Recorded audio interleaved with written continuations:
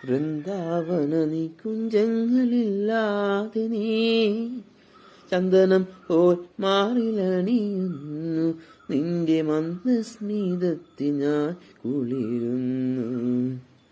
പറയരുതേ രാധയറിയരുതേ, ഇത് ഗുരുവായൂരപ്പാരസ്യം.